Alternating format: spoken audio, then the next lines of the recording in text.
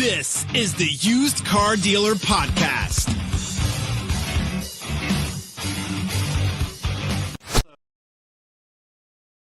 Zach here, and we have two exciting guests on the podcast today, Paul Daly and Kyle Mountsier, the co-founders of ASOTU, the Automotive State of the Union, which provides forward-thinking content and community for dealers and industry innovators. They host podcasts, clubhouse sessions, conferences, and it's very high-minded content for the auto industry. Guys, thanks so much for joining me on the podcast today. Our pleasure. Awesome. Thanks for having us.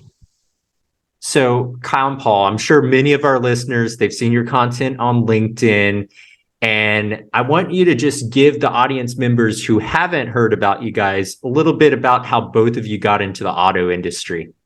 We want to go first. We always get in this situation. I'll say it right out of the gate. If you don't call on one of us, we'll both kind of just be quiet. All right, let's start with you, Paul. I got into the automotive industry a little bit over 20 years ago as a service advisor. Actually, I'd never been in a dealership in my life. Met somebody who owned a small Chevy store in Oswego, New York, which is right up by Lake Ontario. And he was looking for a service advisor. I told him I didn't know anything about cars. And he said, I don't need someone who knows about cars. I need someone who knows about people. I have techs who know about cars. So hired me as a service advisor. I fell in love with the business. I just loved all the moving parts and the customers moving in and out. I loved the smell of the shop and the detail department. And I just really just kind of fell in love with the whole thing.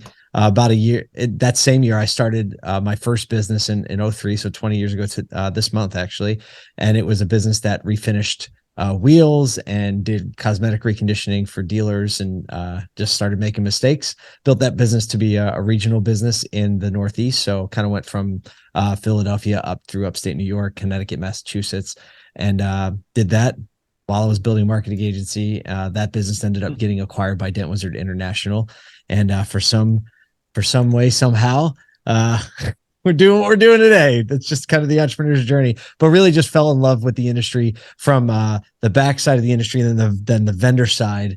And now I don't know. I like to think I just kind of scoot my way around and fly around and just, every corner I can possibly weasel my way into in the automotive industry.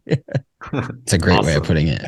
So my journey was a little bit different. I came through the variable ops side of things. So I was naturally the perfect degree that you want to get for coming into the auto industry, which is a music degree. And so started a job as a salesperson in Pensacola, Florida, kind of fogged a mirror and got on there and worked my way quickly through different layers of a few different dealerships, and had the opportunity to be a salesperson, a finance director, a new car director for a large Nissan store, business development, training director, and kind of ended my franchise side of the business a little over a year and a half ago. I was working mainly in the marketing and operations side of the business and caring for a small group in that way. So got 13 years on the retail side of the business, and really just saw this passion open up in my heart through that for the broader industry as a whole. Started kind of creating some content, and next thing you know, Paul and I are getting together and dreaming up ways to really shift the culture and perception of the retail auto industry through the things that we do every day now. So yeah, that's my like brief history, but yeah, from music major to media company, that's one day that'll be a book. Title of the book. Yeah. Nice. And so many people, they just fall into the auto industry, one way or another. And Paul, I have a follow-on for you. So what learnings did you take from your first successful auto industry exit, and have you applied them to ASOTU? Yeah, I think some of the biggest learnings is it never goes like you think it's going to go. And that's still true even to this day. How I would apply those to the auto industry, I think it's just kind of a straight line. The market in the industry changes, and you just can't control what's going to happen. And I know it's kind of like a broad application of advice, but the truth is, that there's always something in your control that you can change. And we hear some of the very best dealers saying this today. They say, well, just because there's a recession or talks of a recession going on around you, it doesn't mean you have to participate in it. You know, if numbers are down, you can still make sure that your numbers are the best. And there's always something operationally that you can improve that doesn't have anything to do with the external forces being put on your business.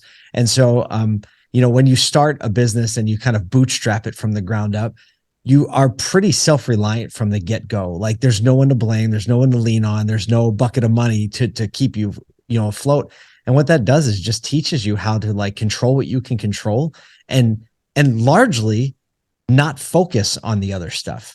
And, you know, like you focus on the threats that like really could put you under, but, you know, 9 times out of 10, the intention that you put on what you're controlling on a day in, day out basis is actually going to track you to where you want to go. So, I mean, that's really the journey of an entrepreneur that makes it through or builds a business that's worth something to somebody else, is because you've done that enough.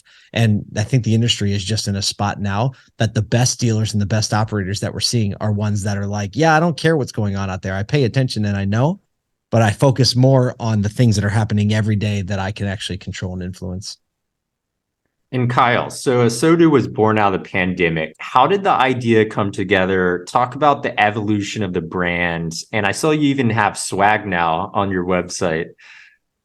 Yeah. So, you know, it all started with Paul back in the pandemic, before really Paul and I knew each other. And he was kind of building this community for really close to a year and a half prior to us really sitting down and saying, you know, we had then known each other for 6 to 9 months. And at that point, after a year and a half of building community around some streaming events and then a couple live things, we looked at it and we said, okay, this is actually the opportunity that we have together to continue to press into the community. And initially it was, hey, we're just gonna go from like a weekly email to a daily email. That was the initial thing, was just, hey, we're gonna instead of just like touching base with a broad community of people across the industry weekly, we're just gonna do it daily. Give them a place to call home, give them a place to really kind of see what's going on in the industry and keep their eyes up and hands in the dirt all at the same time. And then that led us to go, okay, so if we've got this community and this community all believes something better about the industry than maybe it historically has been seen by culture or the way that people have done business, then we can take that community and allow it to be interacting in different ways. And so that's when it was really clear to us that this was the ability to take that community and show the rest of the industry, hey, this is the type of culture, this is the type of innovation, this is the type of forward thinking, community involvement, all of those things that we believe that is the best parts of our industry. And so we show that as the culture. And then it's also the ability to say, hey, look, to the rest of culture, this is really, really the heart of the auto industry. This is the best.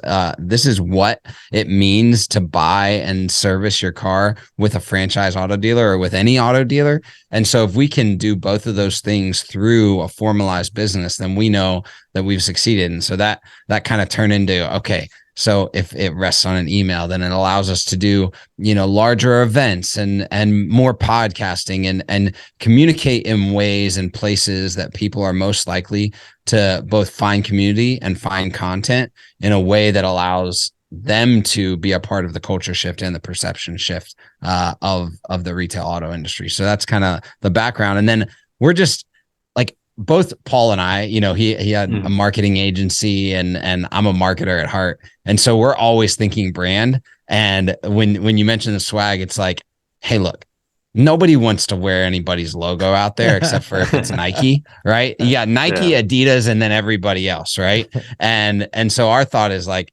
okay, we're going to create swag that has a statement that says something about someone that isn't just like a ASOTU across the chest or something like that. So you'll see it's, you know, we've got a shirt that says love people more than you love cars. We got a mug that's early mornings are for troublemakers. And it's all stuff that just says a statement about the way that community interacts. And so, yeah, we do swag. Yeah. It's like, I feel like that's our barometer. Like we know we're doing things right when people want to buy the swag. And every week when orders come in, we're like, and we're not pushing it, right? Like people came and connected with what we're doing around the themes of why we're doing it. And for us, that's like, someone's willing to wear it on their body, right? Like for us, that's how we know we're doing it right. Yeah. Nice. And Paul, speaking of branding, what do auto dealers, and when I talk auto dealers, let's not talk about like large dealer groups, more like single stores.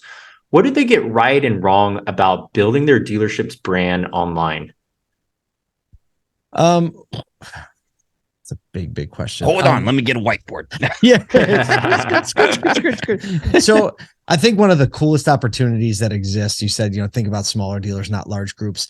The bottom line is like the playing field has been totally leveled when it comes to brand building in this day and age we live in. So small dealers used to have to rely literally on their local affiliations and their regional groups and their OEM to build brand for them. And they no longer have to do that. Now, every single small dealer, whether you have 50 cars on your lot or 500 or whatever it is, you can actually take proactive action right now because of social media and creative tools available and services like Fiverr to build a brand, regardless of regardless of anyone else's opinion. So I would want to start there and saying, so like what you're getting right or wrong, you're getting it wrong if you're not taking advantage of what I just said. Right. Yeah. Those are the people that are doing it wrong, are the ones that are just not moving. The ones that are doing it right realize that they can define what it is that they're about, not like what their OEM is about, but what they specifically are about and what unique selling propositions they have to offer. They can talk about that in context of the community that they live in and serve. And then they make content that puts all of that together. And, oh, by the way, we sell cars, right? People know you sell cars.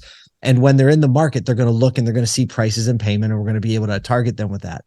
But the ones that are thinking broader than that, Kyle and I say they become the mayor of the community. They celebrate the community, and then they align themselves with the best interests of every community. And they understand that it takes a great community to have any great small business, and they talk around those things. So the ones that are doing right are the ones that are thinking that way. The ones that are doing it wrong are the ones that just aren't taking advantage of the fact that they have every tool they need to build their brand.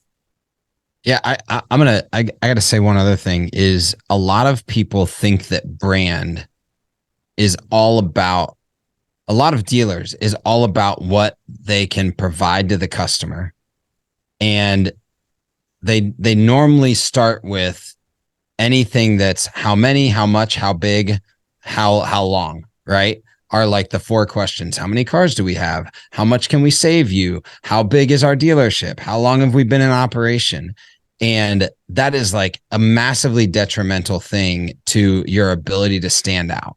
And so what Paul was just explaining is like, what about you connecting to your local business ecosystem is different than anybody else, right? It's not your digital retailing tool. Anybody can do that. It's not, that you got 500 cars, because anybody can go buy 500 cars and put them on a lot. It's more about what uniquely and what unique ways do the people and the context that you have serve the community. And that's where I think a lot of people get in the check bag. They're like, we got to do branding, throw a logo on your DR tool, your digital retailing tool. And that's not brand. Yeah. Yeah. It's a great clarification. And Kyle, you mentioned that big buzzword, digital retail. We all heard that in the pandemic, real hot topic in the industry, as well as online car shopping. How do you see dealers changing post-pandemic in terms of DR and online car shopping? Yeah, well, I've always encouraged this from, when Roadster started in the early 2010s, I think it was, is never allow technology to drive your process.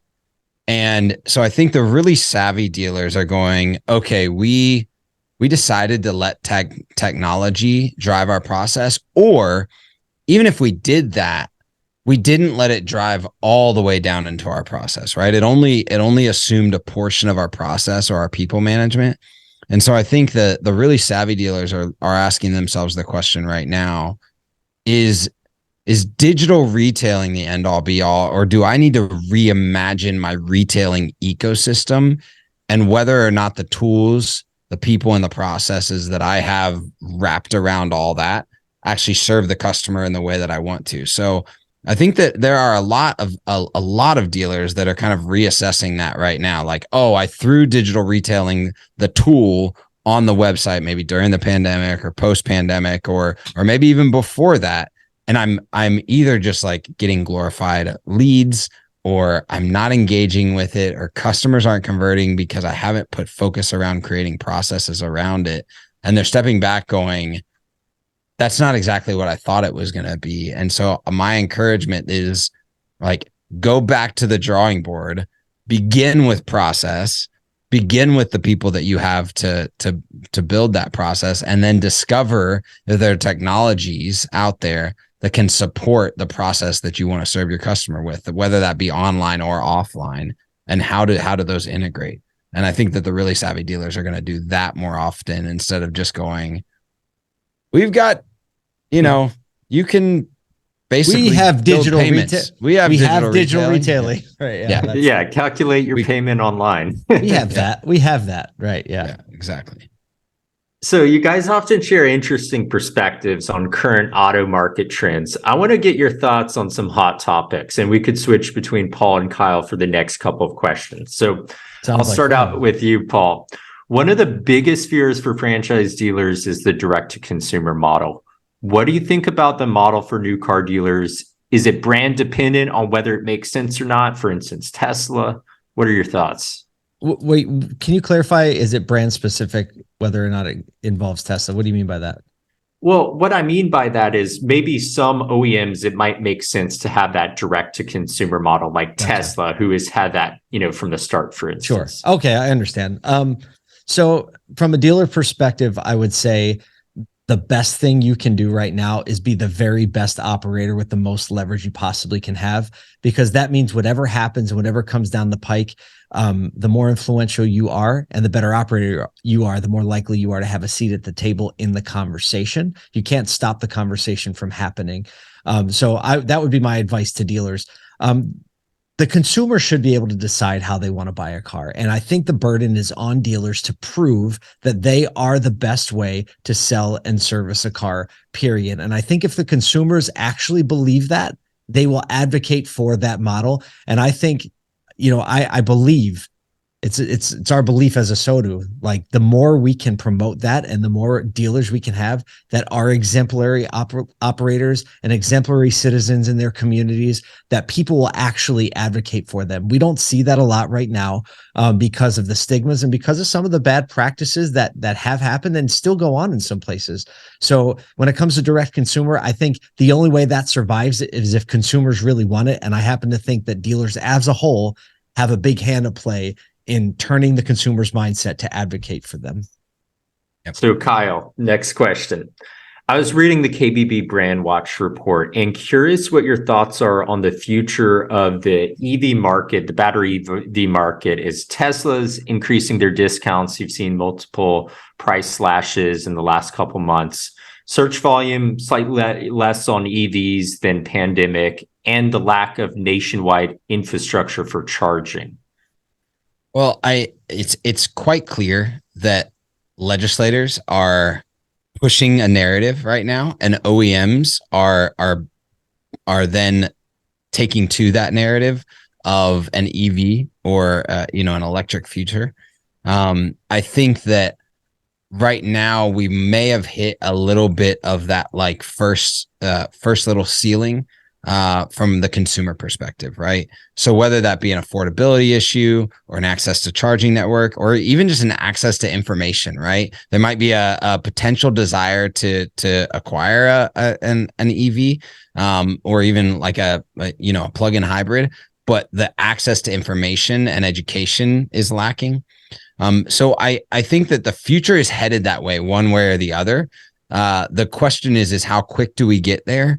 And whether or not the consumer is able to drive the market, or legislation and OEMs are able to drive the market. And our argument is that, like, hey, we should definitely let the consumer be a little bit more involved in where the market goes. But I think that the reality is it's headed that way.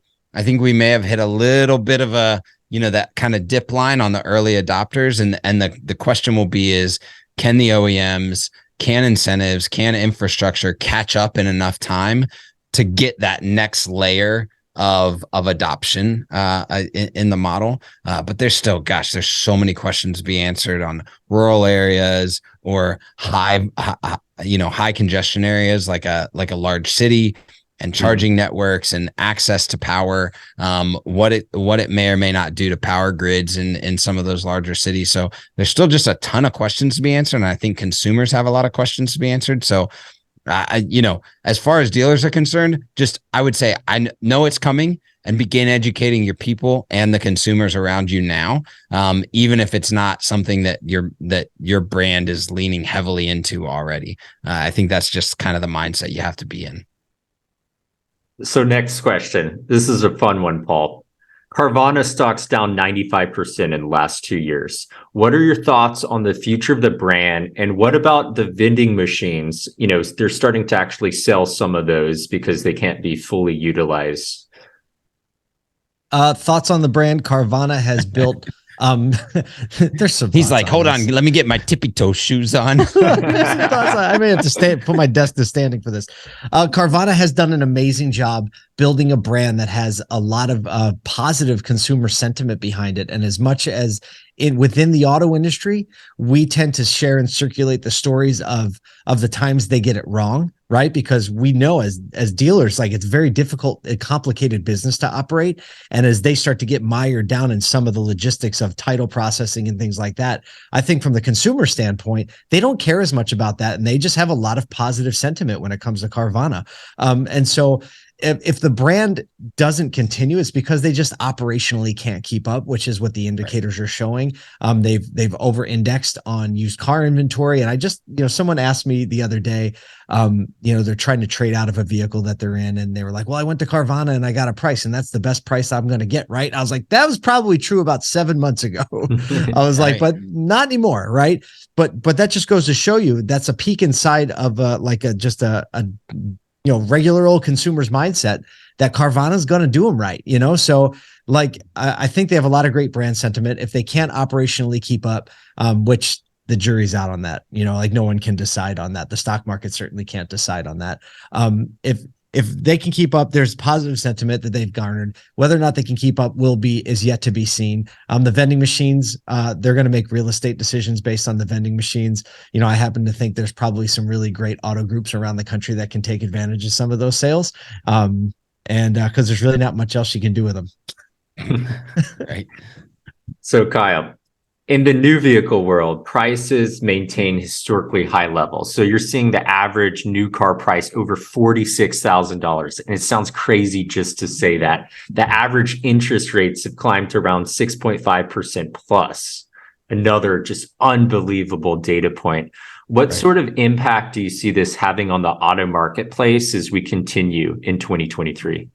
Well, I mean, it's very clear that rates are going to continue to rise. We're kind of around another jobs report, and it looks like the jobs index is going to go up again, which means that most likely the Fed is going to continue to raise interest rates. Feels so bad being disappointed about that, isn't it? It's incredible, isn't it? It's absolutely incredible. And then the next piece of that is I think we have a very interesting market where you have really about 40% of OEMs that are seeing an inventory bloat right now, where actually dealers are reporting like, I have too much. I'm telling them no already. Then you have, the middle 20% that are like, hey, my OEM seems to be getting it right. I've got the right amount of ground stock, the right amount of incoming. I've got a good day supply. And then you have another 40% that is literally waiting on the OEM to still provide supply. I mean, Toyota as a manufacturer right now still has under a 5-day supply overall in the market. So you go from a Stellantis dealer that's getting over a 100-day supply to a Toyota dealer that's a 5-day supply. So I think that's going to do two things. One, it's going to impact brand loyalty because of affordability. So some of the brands that maybe have still an issue getting those new vehicles might see a brand loyalty issue because of discounts or rebates or incentives that other brands are able to afford, or maybe not able to afford, but requiring of themselves to see inventory move. And then you're going to see that similar change on the used car market, right? Because similar to how we've seen over the last 2 years, right? Low volume of new car inventory, higher prices in used cars. And so you're going to see some of those trends happen in used car availability, pricing, and you're going to see kind of like prime buyers probably staying loyal, staying with manufacturers that maybe have a low day supply, and you might see a market that maybe needs to rest on affordability, look toward manufacturers that have high day supply or pre-owned vehicles that are dropping in price. But we're already seeing pre-owned vehicles rise in price again through tax season. So I think we're still going to see like high-priced market in the majority of the market, high-priced used car market in the majority of the market for a good portion of this year, because some of those manufacturers have reported like they're still not going to have high-volume inventory until 2024. So the ride is not over as it comes to pricing and affordability anytime soon, in my opinion. So, question for both of you, kind of getting to the last question. What is most exciting about the future of automotive retail for you guys personally? We could start with Paul, then Kyle. I say the people. The people are the most exciting thing. Sorry, I robbed yours. I know you're probably thinking in that direction. But the kind of the rising tide of energy from just fresh perspective inside the auto industry. I mean, I've been in it for 20 years, and the folks that I know that have been in it for 50 years are saying the same exact thing. There is a renewed focus, or maybe a focus like never before, on the people side of the business. And that, what I mean by that is focusing on the culture within the store and how that culture can spill out into the rest of the community in a positive way. And I think that because automotive is in every corner, in every community across the country, that automotive is in a very unique place to be a beacon for the rest of the retail world and how it can actually be done. And because cars are such a functional part of people's lives versus, like some other, like a clothing retailer or something like that, I think that there's this really magic formula that's brewing. And that's what I'm most excited to see really revolutionized in the next 10 years. All right, because Paul stole where I was gonna head. I'll head in a different direction is kind of like my number two. And I'm really excited as kind of a technologist and someone that loves to see technology pressing the boundaries on how we can create efficiencies to free up people to do the things that they do best. There has been, it's really maybe the last 2 to 3 years, a renewed focus on bringing enterprise level tech back into the auto industry. We were extremely early adopters of systems like a DMS.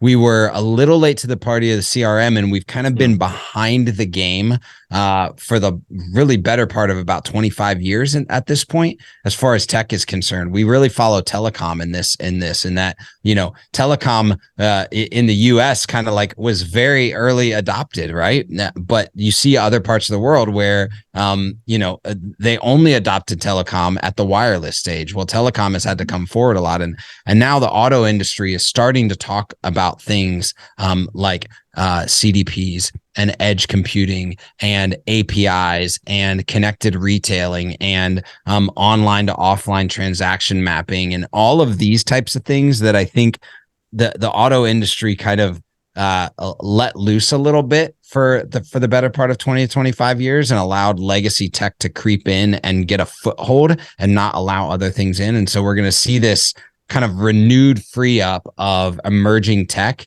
and really tech entrepreneurs looking from outside auto and looking at auto as an attractive way to kind of re-engage tech.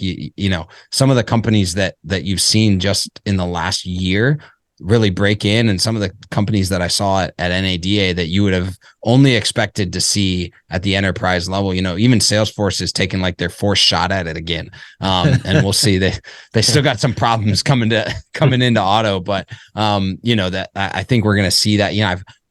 I know 3 dealership groups that have moved to HubSpot, 2 that have gone to Salesforce, right? That's just things you haven't heard about. You haven't seen in the early 2000s. So I'm excited about that narrative.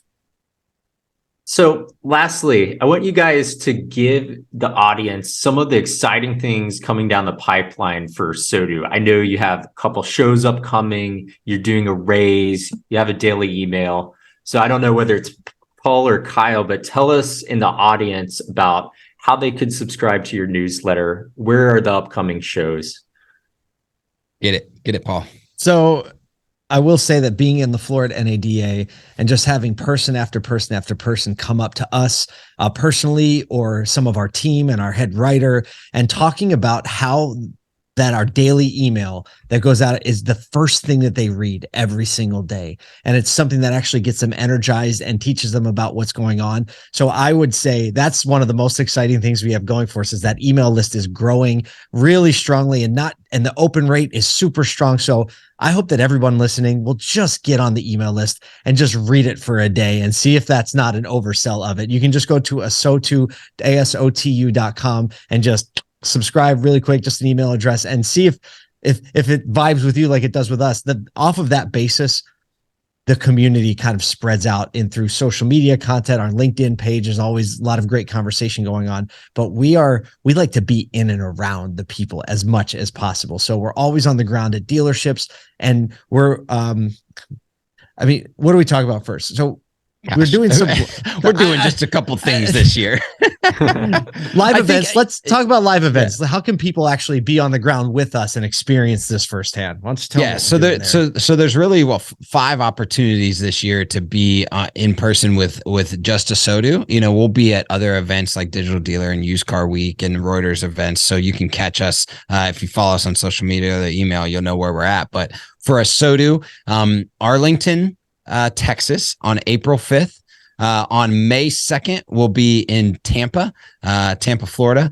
On June 13th or 14th, we'll be in Atlanta. I can't remember if it's the 13th or 14th. We're just close to booking that one, so we'll be in Atlanta. And all 3 of those events are we're bringing the Live Tonight show on the road. So we got a full band. We're doing them in theaters. It's an hour and a half quick show. Everybody in the dealership is invited. It's not just for managers. It's for everyone in any type of dealership role. It's at night, so if you're local to the city, it's easy to get there, easy to get off work and come at 6:30 to 8. So that'll be a really cool event. And then our big event is ASOTUCon in September in Baltimore, September 25th through the 27th. That's a standalone event where we'll have 1,000 or so people across the industry, experts. We're going to bring in some speakers from outside the industry. You can keep up. We'll be announcing some things this month on that at ASOTUCon.com. You'll want to check that out. That's all the vibe of ASOTU right there. Nice. Sounds exciting, jam-packed, and it's been excellent having both of you on the podcast. Great content. Thanks so much for joining me today. Yeah, thanks for having us, Zach.